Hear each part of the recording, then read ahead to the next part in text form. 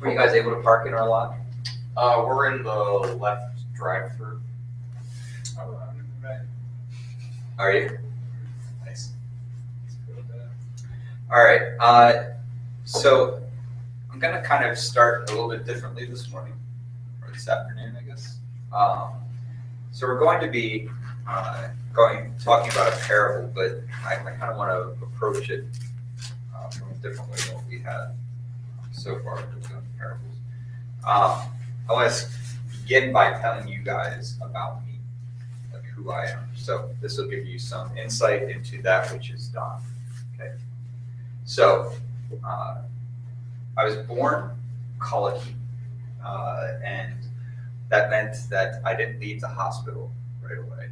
My first real contact, at least as far as been handed to me or told to me, was I was sick and there's something wrong with me. And my parents could only touch me by putting their hands in gloves and interact with me. Now, I don't know how long that lasted, and for all I know, that's not completely accurate to how things work, but that's what I was told. So that kind of began my life as a sickly child that didn't have interaction or contact with my parents immediately. And then shortly thereafter, I'm going to slide down so I can see everyone's faces. Sort of. Now Kelly and Mark kind of blended into each other. Now it's just your head. It's just your head alone. But anyhow, so then my early childhood, I was mischievous but really good at school. Got in trouble in school, got in trouble at home.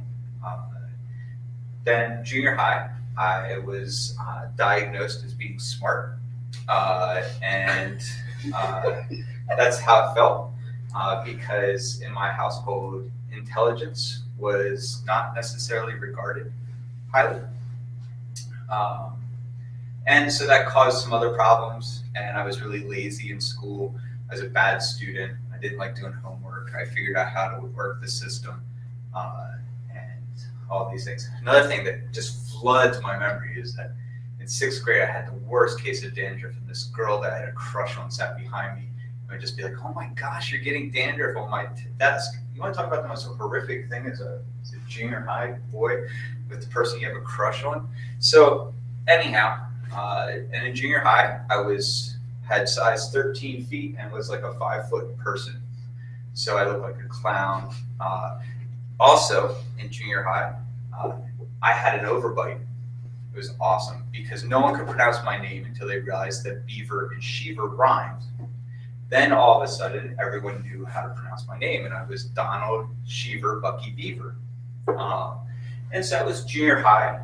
Also in junior high, my grandfather, who had become my best friend, because me being so bad as a child, it led to some pretty harsh punishments in my household, some pretty painful things in my memories. My grandfather kind of took me under his wing. He used to always tell me to pull my sock up over it, right? And he's like, I'd get a cut, bruise, bump, or just emotional distress. He'd tell me to just pull my sock up over it. That was his way of comforting me. And it was comforting. And so when I was in junior high, 12, my grandfather took his own life.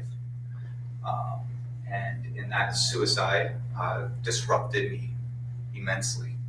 I started acting out even more aggressively and everything. I started behaving poorly. Around that same time, I got engaged with pornography. It's not the same as today where you log on to just about any site and you can be quickly within one click into the pornographic haven. Then I had to actually stumble across porn magazines in the woods. So beginning at the age of 12, I became a pervert. I started to enjoy pornography. I started to look at it all the time. As my punishments got more harsh because my behavior was more harsh, I started going out to the woods more often. I started finding these. They were not very good at hiding the porn magazines, these teenage boys, I'm assuming, that were hiding them out there. And so I went through and continued to do that. When I graduated high school, during my graduation ceremony, I refused to look at my mom. And because I did that, rightfully so, they asked me to leave. They told me that I reap what I sow. If I continue to aim high, I'll go high. Wait, no. If you decide to aim high, you'll go high. If you continue to aim low, you'll go low. And so this was my story through graduation. I left my house, woke up in the morning at my friend's house, and moved to the beach. And I disappeared for a while. I ran away from all my problems. I ran away from all my responsibilities, all my obligations, and I moved to the beach. So I got married. I met Tana one of my times back from the beach. I was living in a little rundown old post office, first floor, and I met Tana playing volleyball because I was pretty much wasting my life at that point, not doing anything other than playing volleyball, working at a fast food restaurant for minimum wage. Tana, with great pity, accepted me and cared about me, and we started dating. She went off to college. While she was at college, I drunk dialed her once. It was fantastic. You'll have to ask her about it. We kept in touch while she was at school. She was told there that it would never last. These long distance relationships never last. And my drunk dial came out of the fact that I recognized at some point in our relationship that I didn't deserve Tana. That the person that I am and had been growing up was undeserving of someone who would care for me. Tana, thankfully, or stubbornly, or with a great desire to fix someone, took on the challenge and continued to date me. I eventually proposed. I think she was drugged. I'm not sure. She said yes. We got married. After we got married, I still carrying a lot of my bad, poor behavior from my childhood. Was manipulative and unfair in my relationship to her. And so the first couple years of our marriage were very difficult. We're still almost 20 years into this thing, still dealing with some of that. And I have stumbled and fumbled through attempting to run a business and selling it, attempting college multiple times and failing out because I just am not capable of doing that. And then planted a church, and the church is struggling to stay. And so this is my story. Now, I want you guys just to listen to this parable. And he said, there was a man who had 2 sons, and the younger of them said to his father, Father, give me the share of property that is coming to me. And he divided his property between them. Not many days later, the younger son gathered all he had and took a journey into a far country. And there he squandered his property in reckless living. And when he had spent everything, a severe famine arose in that country, and he began to be in need.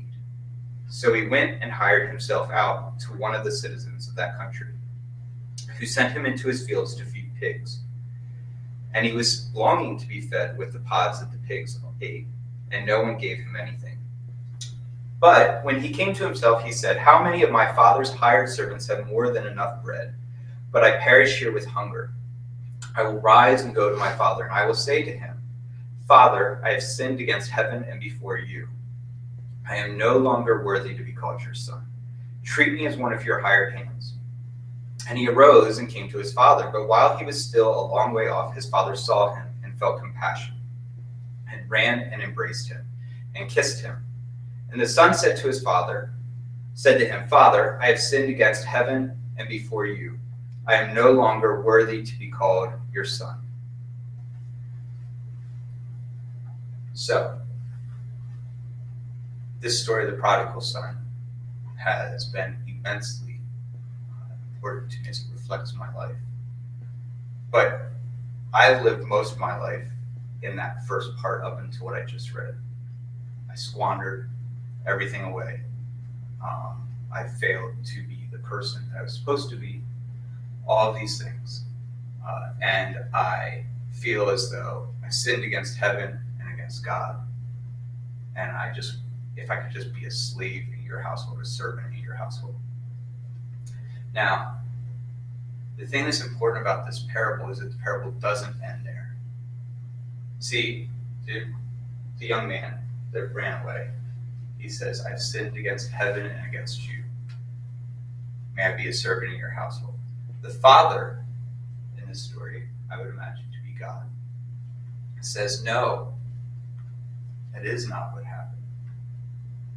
You were dead and now you're alive. In ancient Israel, the idea of the final judgment, the day that we stand before God, is that God will set all things right. You see, now I'd like to tell you the story of my life through the lens that I think, as God has retold my story, that it happened. I grew up in a household. I was very creative. I had a wandering mind that just loved to take things apart and explore them and enjoy them and become so engaged by how things worked. That infuriated my family when our radio was dismantled. I was recognized at school as being very bright. I was entered into the gifted program. My family, not knowing how to deal with that, had a lot of problems treating me fairly in those settings. In junior high, I had the unfortunate experience of people teasing me and bullying me. In the midst of all that, my grandfather committed suicide. And as a child who craved intimacy, but grew up in a household that had abuse, physically, spiritually, emotionally abusive family, I lacked intimacy. And one day, while playing in the woods, me, myself, and all my friends, which all my other friends are so me, myself, and I playing in the woods came across pornography. And for the first time in a long time, experiencing pornography and what it did to me as a young child was the closest I had had to intimacy since my grandfather's death. It became kind of like an anchor. It became a thing that I cling to. Because every time, including now through my life, if there's a time that I feel particularly separated of intimacy, whether it be in my family or it be amongst friends, pornography is a very easy thing for me to turn to. And then usually when I find myself struggling in that, I recognize that there's something broken in my relationships at this moment, that intimacy is something I lack. So throughout junior high, and then I graduated high school. When I graduated high school, at my graduation ceremony, my mom startled me when she popped out of the audience to take my picture. And my reaction was to turn away. And she took that as me ignoring her. I didn't intend to ignore her, even though we weren't close and still aren't. My intention wasn't to ignore her. My parents did give me a pretty brutal graduation gift. The poem was what was given to me. But in a lot of ways, it gave me permission to leave and to find healthy places. It was a blast living at the beach. I enjoyed it. It was me getting away to an oasis. And gratefully and thankfully, one time when I came back home, and I was home for a while from the beach, I happened to be playing volleyball, and my volleyball partner no-showed. But there was this beautiful person sitting on a bench waiting to play, and I asked her if she would be willing to play with me. And she said yes. We played. It started pouring down, raining out of nowhere, and she offered me a ride home. And I said, okay. But two of the other people who were playing said, by the way, we won every match we played, and we were playing all boys that thought they should never lose to a boy-girl group. And the two of the guys said, oh, could we get a ride too? And I realized that myself, my bike, and two other people were not going to fit in Tana's little Toyota Corolla. So I passed and rode home. The next day, I was supposed to go down and play volleyball again. And my partner apologized for not being there, blah, blah, blah. Mom made, whatever it was. I think it was sweet potato pie. Couldn't leave. I've had his mom's sweet potato pie. You don't leave when she makes sweet potato pie. So we arranged for us to play again. I went back down, got down to the volleyball courts. The same people were there, including the same beautiful person sitting on the bench. And God gave me a mulligan. So I got that ride home that day, had spaghetti for dinner, and have been with that person ever since. Then I had the opportunity at the ripe age of 22 to purchase a restaurant, and with a lot of tenacity, and using some of the intelligence that I was identified with in junior high, I was able to convince a bank to loan me a shit ton of money with no collateral. I kid you not, no collateral. My car door, I had to crawl out the side of my car, the opposite side of my car to get out of my car. That was my highest collateral I owned. We owned the restaurant for a couple years. Tana graduated from college. May I say she graduated third in her class? Fourth in her class? It should have been third. All the way up to third. While she was helping with the restaurant and working another job, she was able to finish fourth in her class at Dickinson College, which is no small feat. So when she graduated, we sold the restaurant to move out to Toledo to reconcile with my family, so I could be near my brother. And we moved out there, and I decided I was going to try and go back to college. And I tried it multiple times, and finally I am convinced that college is just not the place for me. I don't learn that way, and that's okay. But I just don't learn in the way that is taught at college. Then, I know we're jumping around, but in the midst of this, I also had the opportunity in Toledo to start a nonprofit that has fed lots and lots of families and made lots and lots of friendships and has gotten many people through those friendships off the street and housed that were homeless prior. Then we moved here for my wife to do her PhD with no intention for me to come here to start a church, just to support her in what she was doing with school.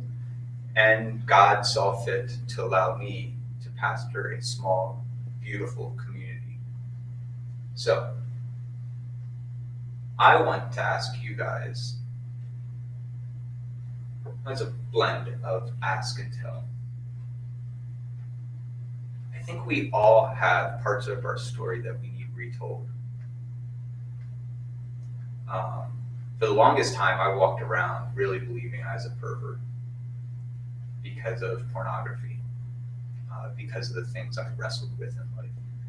And I believed it deeply, and it wasn't until a good, wise counselor identified the lack of intimacy, the need for intimacy, and identified that when my struggles arise again, that there's a lack of intimacy happening in my life at that time. So for each of us, we have parts of our life that we look back on, and we're so biased or so convinced because of our unhealth, or because we're perfectionists, or because we expect more of ourselves, that we blame and wag a finger at ourselves. Or maybe someone else blamed you and wagged a finger at you and told you lies about who you are. And they just told you them in such a convincing way, or so many times over and over, that you believe it. And I just want to tell you that I believe to my deepest core that God wants to retell our story. God wants to tell you, no, you're not a bad person. No, you aren't. I know what happened. I know what you experienced. I know what you went through. But let me tell you the real story. So I know it can be hard to imagine. And I want to tell you that part of our story as the faithful of God is to help retell each other's stories. That's what we do. It was people throughout my life, whether it be Tana, who has retold my story many, many times to me, or it be my counselor, or it be my brother, or it be one of you guys. I've had my story retold so many times by faithful people and by God. So in this story, the story ends with the father putting the signet ring, which is the full welcoming back into the family, on his son's finger, and throwing a festival or a feast or a party or what have you to welcome them back in. So I don't really have much more than that, but I just wonder if there's anything that you guys want to share, don't want to share. I realized that, when you guys walked in this morning, you didn't think I was going to drop this. But today's a day that is celebrated in the United States. Thank you, Hallmark, as Valentine's Day. And most of us suffer greater with the love of ourselves than the love of others. And I think it's appropriate that on a day that is about love and showing affection, to think about what it looks like to show yourself affection, to demonstrate love to yourself, to show mercy to yourself, the things that you view as being wrong, bad, harsh, incomprehensible. That word, you guys don't know what word that is.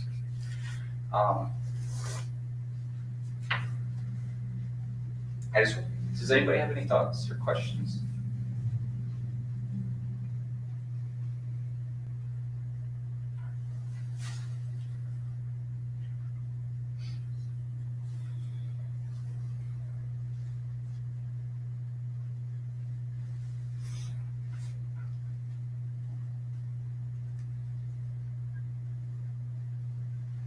I believe that when we stand before God on the day of judgment, that the things that I see as being bad about me, God's going to be able to see through them. And he's going to see what the original thing was that led to that. And he's going to be able to pluck that like a thorn or like a piece of sand. He's going to be able to pluck that out of me. And that I will begin to be able to truly see me, maybe for the first time. Because most of us, I don't think any of us have made it the whole way through life without any negative experience or any negative self-talk or any negative self-finger wagging or what have you. And none of us have probably experienced life without having others giving us a negative talk, wagging their fingers at us, judging us, questioning us. And I think that we're going to experience the greatest amount of shalom on the day that God retells our story. I think that we get to experience that through life if we, one, will be vulnerable enough to allow others to retell our story in a safe community. And I think we'll also experience that when we're able to help retell other people's stories. Any thoughts? I like the idea. I think it's hard to piece it together sometimes and figure out like exactly how you feel about something, but it always seems pretty liberating to have another angle on something like that's so mind blowing that you would never see. Yeah. So I really like the idea. It's hard to pinpoint, though. What's that? It's hard to identify that on your own. You know? Yeah, I think that's why we need other people to help. I think sometimes we're so convinced that the lies that we hear, the lies have become so convincing that we need other people. And it can't be just told once. I don't know about you guys, but I can reject it once. I need it probably way too many times, you know. But I just need to hear it over and over and over again. I still am always surprised. Tana is one of the most amazing people at retelling my story. And I still often am surprised when she'll say something to me that retells my story or tells me something that I have a lie that loops in the back of my mind. And so there's still always that moment of like, really, are you sure? You know, and she does the same to me, you know, she always says to me, she's always like, you're biased, you love me, so you're biased. And I'm like, yes, I love you, but that doesn't, truth is truth, right? So, anybody else have any thoughts or questions?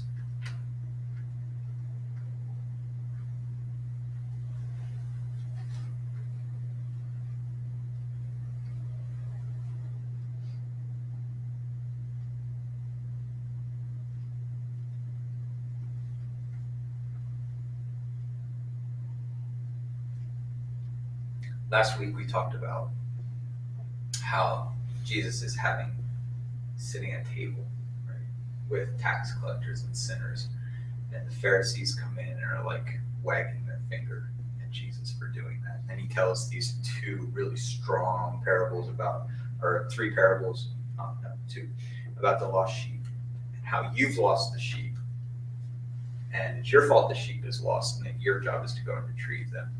And he kind of hits at the Pharisees, who were the finger waggers, or the ones telling the lies to the people that they might hear over and over, that they are not valued, that they don't have a place at the table with Messiah, that they don't have a place at the table, that they're not worthy, right? And Jesus says to the Pharisees that they're the ones that have failed those people. But I also think that Jesus then turns and doesn't let them off the hook. He talks about the prodigal son who willfully walked away, willfully made some decisions, but does not eliminate space for God to retell their story. And to imagine them sitting there hearing that God, that Yahweh, would want to reimagine their story, retell their story in a way that puts the signet ring on their finger, in the way that puts the coat on their back, the way that throws a feast in celebration. If you remember, both the previous parables also ended in celebrations, right? And so this one also ends in celebration, because all of creation will celebrate for each one of us as our story is retold. I believe that deeply.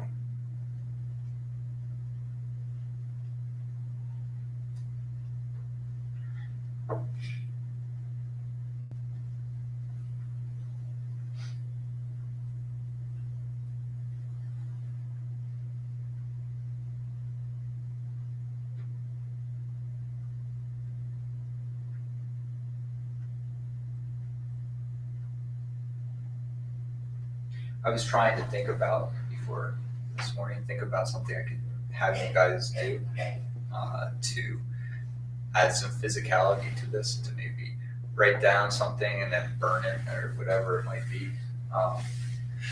Those things always seem nice, but then, the whole building burns up and then it's bad.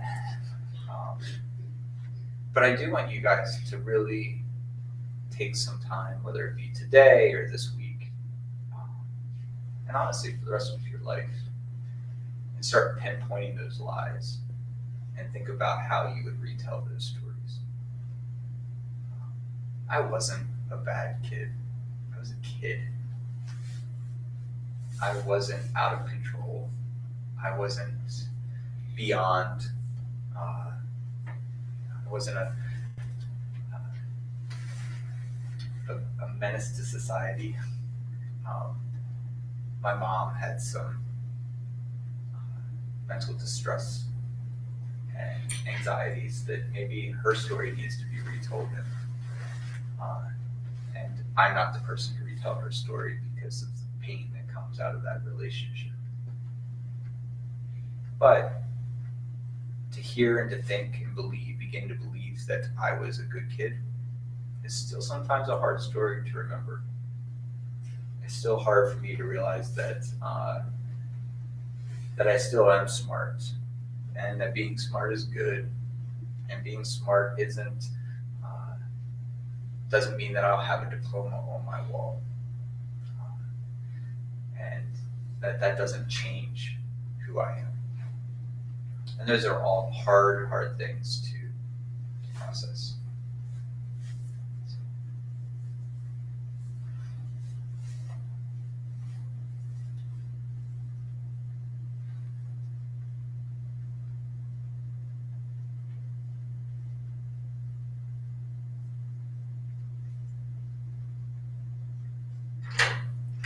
Well, I guess we'll be done early today, and that's fine by me. Do you guys have any prayer requests or anything?